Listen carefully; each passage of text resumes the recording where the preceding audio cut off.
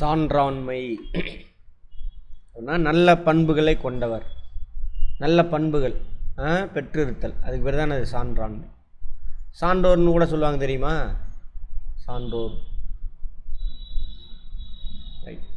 அதை பற்றின ஒரு 10 குறள் பார்ப்போம். கடன் என்ப நல்லவை எல்லாம் கடனறிந்து சான்றாண்மை மேற்கொள்பவருக்கு. கடன் அப்படின்னா கடமைன்னு அர்த்தம், சரியா?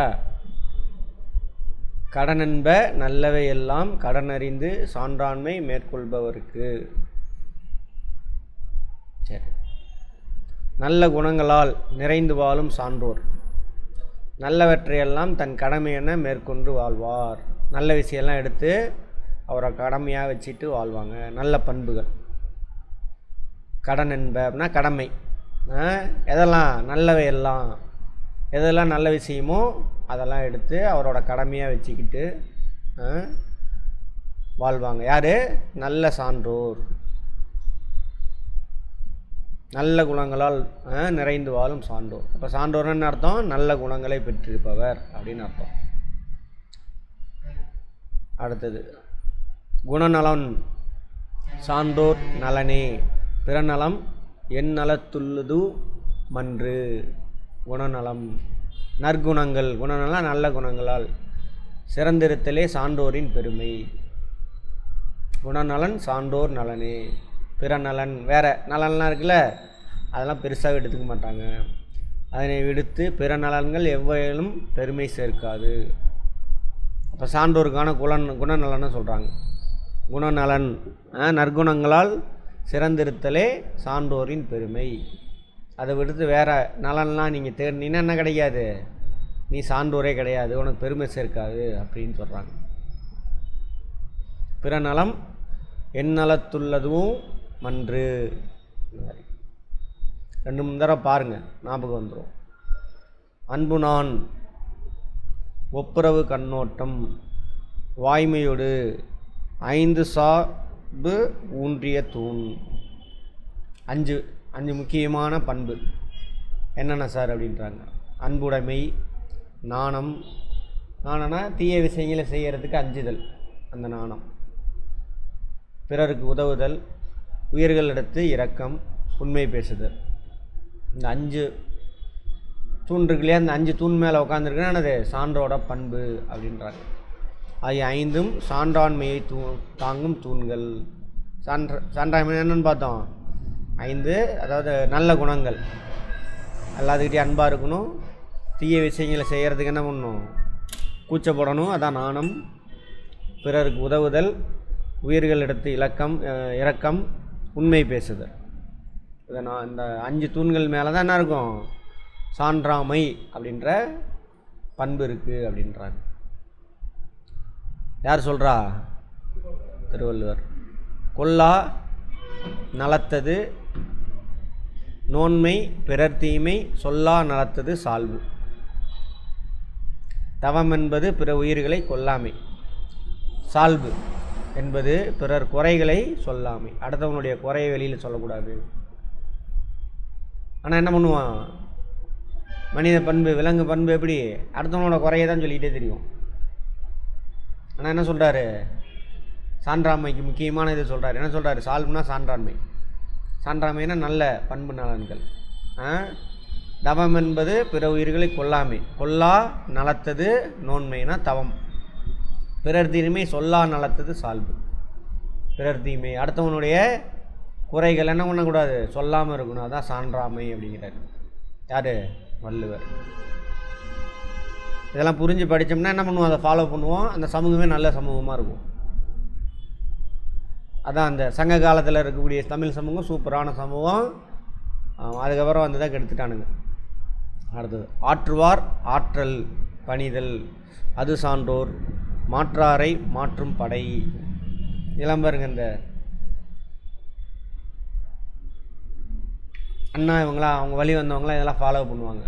பெரியார், அண்ணா, அவங்க குணம்லாம் இங்கேருந்து தான் கட்டமைக்கப்பட்டிருக்கு. இதெல்லாம் படித்ததுனால தான். ஆற்றுவார் ஆற்றல் பணிதல் அது சான்றோர் மாற்றாரை மாற்றும் படை. சரி, ஒரு செயலை செய்பவருக்கு வலிமை தருவது பணிவுடன் நடத்தல். பணிவோடு இருக்கணும், ஆட்டம் போடக்கூடாது. அதான் வந்து என்னது வலிமையே ஒரு செயலை செய்பவருக்கு. ஆனால் செய்கிறேன். அதுவே சான்றோருக்கு, அதுவே அந்த பணிவு இருக்குல்ல, அதுவே சான்றோருக்கு தம் பகைவரை பகைமையிலிருந்து மாற்றி நட்பாக்குவதற்கு ஏற்ற கருவி. எது? பணிவுடன் நடத்தல். ஆற்றுவார் ஆற்றல் பணிதல். ஆற்றுவார்னா வேலை செய்கிறவன், ஆற்றல்னா அவனுக்கான வலிமை சக்தி. ஆற்றல்னா ஒரு வேலையும் செய்ய முடியாதுல்ல, அது என்னது? பணிந்தனது. அது அந்த பணிதல் இருக்குல்ல, பணிவாக நடந்துக்கிறது. சான்றோர் மாற்றாரை, மாற்றாரன பகைவரை மாற்றும் படை. படையெல்லாம் வச்சுலாம் நீ போய் எதிரியை வந்து உன்னை தோக்கடிக்க வைக்க வேண்டாம். பணிவோடு நடந்துக்கிட்டீங்கன்னாவே அதை என்ன பண்ணுவான்? இறங்கி வருவாங்க.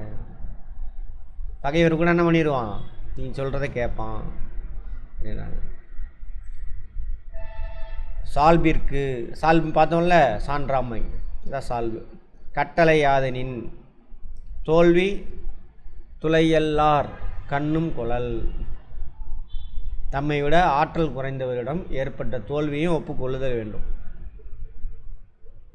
ஒத்துட்டேன்னா ஒத்துக்கணும், அதை விட்டு மழுப்பக்கூடாது. இல்லை அப்படி அது காரணம் இது காரணம் அதெல்லாம் சொல்லக்கூடாது. அதுவும் என்ன சொல்கிறாங்க? தம்மை விட ஆற்றல் குறைந்தவரிடம் எடுத்து அவன்கிட்ட தோற்று போனால் நீ என்ன பண்ணணும்? நீ ஒத்துக்கணும். அப்பண்பே ஒருவரின் சான்றாமையை அளந்தறிவதற்கான உரைகள் ஆகும். கிரிக்கெட் கூட பார்ப்போம், ஒரு சிலர்லாம் என்ன பண்ணுவான்? பேட்டில் பட்டுருச்சுன்னா வந்துடுவான், அவன் பாட்டில் கிளம்பி வந்துடுவான். ஒரு சிலர் இல்லைன்னு நின்றுட்டு இருப்பான். அந்த மாதிரி அது மாதிரி இருக்கக்கூடாது அப்படின்றாங்க. சால்பிற்கு கட்டளை யாதெனின், சால்புனா சான்றாமைக்கு கட்டாயம் பின்பற்ற வேண்டியது என்ன அப்படி? யாதெனின் தோல்வி துளையல்லார் கண்ணும் கொளர். தோல்வி என்ன பண்ணும்? ஒத்துக்கணும். அது உன்னோட ஆற்றல் குறைந்தவன்ட்ட இருந்தாலும் ஒத்துக்கணும். துளையல்லார் அப்படின்னா ஆற்றல் குறைந்தவர் அப்படின்னு அர்த்தமாமா. கட்டளைனா உரைகள், கட்டளை கட்டாயம் என்ன பண்ணும்? அதை பின்பற்றணும். அடுத்தது, இன்னா செய்தார்க்கும் இனியவையே செய்யாக்கால் என்ன பயத்ததோ சால்பு. நமக்கு இன்னா செய்தார், தீங்கு இழைத்தவருக்கு நன்மையை செய்தல் வேண்டும். அவ்வாறு செய்யாமல் போனால் சால்வெனும் தகுதியால் எப்பயினும் இல்லை. ஒருத்தனை சான்றோன் அப்படின்னு சொல்கிறாங்க, சரியா? பேர் வச்சுக்கிட்ட ஒன்றும் கிடையாது. அவன் எப்படி இருக்கணுமாம்மா? தீங்கு இழைத்தவருக்கு நன்மை செய்யணும். இன்னும் இந்த குணம்லாம் நம்மக்கிட்ட ஒட்டிக்கிட்டு இருக்குல்ல, தமிழர்கள்ட்ட இருக்கு, இன்னும் இருக்குது. ஆமாம், இன்னா செய்தார்க்கும் இனியவையே செய்யாக்கால். இனியவை தான் செய்யணும். ஒரு வேளை செய்யாமல் போயிட்டினா என்ன பயத்தோ சால்வு. என்ன பயன் இருக்கு போது? நீ சான்றோன் அப்படின்ற பேரை வச்சுட்டு என்ன பண்ண போகிற அப்படிங்கிறாங்க. அப்படின்னா என்ன அர்த்தம்? என்ன அர்த்தம்? சான்றோர் நல்ல பண்புடையவனா என்ன பண்ணணும்? நீ உனக்கு கெடுதல் செஞ்சவனுக்கு நல்லது செய்யணும் அப்படிங்கிறாங்க. அவனுக்கு போய் தீங்கு விளைவிக்கக்கூடாது. செய்யாக்கால்னா செய்யா விடத்து.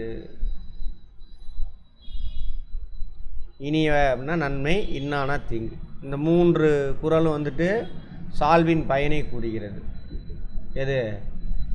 இந்த 5, 6, 7 இந்த 3 குறளும்.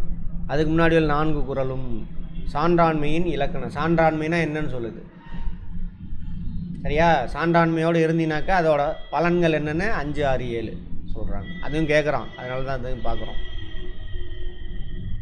இன்மை ஒருவருக்கு இழிவன்று சால்வெனும் திண்மையுண்டாக பெறின். சால்வெனும் சான்று மன உறுதி உண்டாக பெருமானால் ஒருவருக்கு பொருள் இல்லாதனால் ஏற்படும் வறுமை ஒரு குறையாகாது. பொருள் இல்லைன்னா வறுமை தானே. ஸோ அந்த பொருளை ஈட்டுறதுக்கு என்ன பண்ணுவோம்? நிறையா பொய்யெல்லாம் சொல்லுவோம், அடுத்தவங்க துன்பம் கொடுப்போம், எல்லாமே பண்ணுவோம்.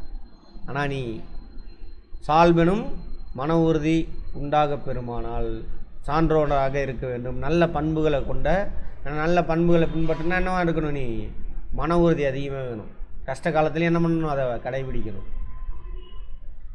அது உனக்கு கிடச்சிருச்சு அப்படின்னாக்கா, ஸோ வறுமை கூட என்ன ஆகாது, உனக்கு குறையாகவே இருக்காது. போடா சாப்பிடாட்டி பரவாயில்ல, திருடக்கூடாது, பொய் சொல்லக்கூடாது சொல்லுவாங்களே, என்ன இருக்கா? அதான் சொல்கிறாங்க. நம்ம பண்பாடு தமிழர் பண்பாடு இன்னமும் பின்பற்றிட்டு வரோம் அதெல்லாம். இன்மை ஒருவருக்கு இழிவன்று. இன்மைனா பொருள் இல்லாமல் போதல். இழிவன்று சரியா?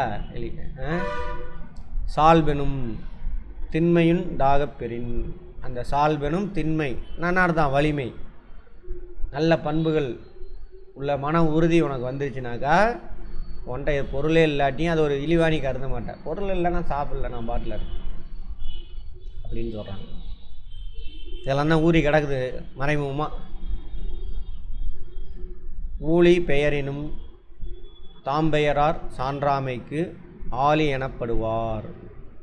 சான்றாமை எனும் பண்பிற்கு கடல் என்று புகழப்படுபவர். கடல்னு அர்த்தம். அங்கே வந்து ஆழி. ஆழிக்கு இன்னொரு பேர் என்ன? ஊழி கிடையாது, ஆழி. ஆழினா தான் கடல்.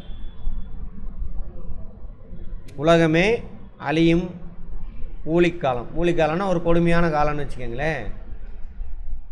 ஊழிக்காலம். உலகமே அழியும் ஊழிக்காலம் வந்தாலும் தம் நிலையில் வேறுபடாமல் இருப்பார். புரியுதா? என்ன தன்னிலைமை என்ன அர்த்தம்? நல்ல பண்பு, அன்புடைமை, பொய் கூறாமை, அந்த மாதிரி சான்றோர். எப்போ? சான்றாண்மை என்னும் பண்பிற்கு கடலென்று புகழப்படுபவர். நல்ல சான்றோர், நல்ல பண்புடையவர் அப்படின்னு புகழப்படுபவர் எப்படி இருப்பாராமா? உலகமே அழியும் ஊழிக்காலம், மோசமான ஒரு காலம் வந்தாலும் அவர் பொய் சொல்ல மாட்டார். வெட்டியே போட்டாலும் பொய் சொல்ல மாட்டார், அன்பு காட்டுவார். அந்த மாதிரி அந்த 5 பண்பு பார்த்தோம்ல, 5 தூண்கள் அதெல்லாம் அப்படின்றாங்க. ஊழினா உலகம், ஆழினா கடல். சரியா? ஊழிக்காலம். அடுத்தது சான்றவர் சான்றாண்மை குன்றின் இருநிலத்தான் தாங்காது மண்ணோ பொறை.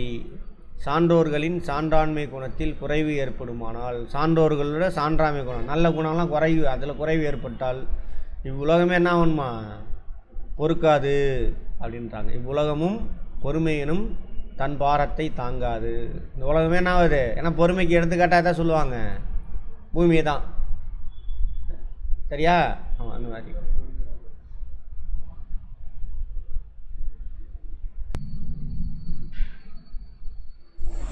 அந்த ஏன்னா சான்றோர்கள்ட்ட நல்ல குணம் இருக்கணும். அந்த சான்றோரை என்ன பண்ணுறான்? அவனோட அந்த சான்றாண்மை குணத்தில் ஏதாவது குறைபாடு ஏற்பட்டுச்சுனாக்கா யார் தாங்க மாட்டாங்களாமா? பொறுமைக்கு பெயர் போன இந்த பூமியே தாங்காது. சான்றவர் சான்றாமை குன்றின். சான்றவர் சான்றோர் அவங்களுடைய சான்றாண்மை பண்பு குன்றினா குறைந்தால், இருநிலத்தான் பூமி பெரிய உலகம் தாங்காது மண்ணோ பொறை அப்படின்றாங்க. இதெல்லாம் வந்து என்னது? சான்றாண்மை. சான்றாண்மைன்னு என்னது? நற்குணங்கள். நற்குணங்கள் எத்தனை தூண்கள்? அல்லது 5 தூண்கள். என்னென்ன 5 குணங்கள்? அன்புடைமை, நாணம். நாணம்னா என்ன அர்த்தம்? வெக்கப்படுறதில்ல. அந்த பெண்களுக்கு மட்டும் நாணம் அது கிடையாது, அப்படி கிடையாது. நாணம்னா தீயவையை செய்யறதுக்கு மனசு கூசணும். அது சரியா? இவனுக்கு தப்பாக கொண்டு போய் பெண்கள்கிட்ட போய் அவங்களுக்கு அந்த குணம் இருக்கணும், வெக்கமா நாணம்னா அப்படின்னு சொல்லி விட்டானுங்க. அப்படி கிடையாது. அப்போ அவங்க திறமை வெளியில் வராமல் தடுக்கிறதுக்கான ஒரு கருவியை அதில் மாற்றி விட்டானுங்க. பிறருக்கு உதவுதல், உயிர்களிடத்து இரக்கம், உண்மை பேசுதல் ஆகிய 5 சான்றாண்மை தூண்கள்.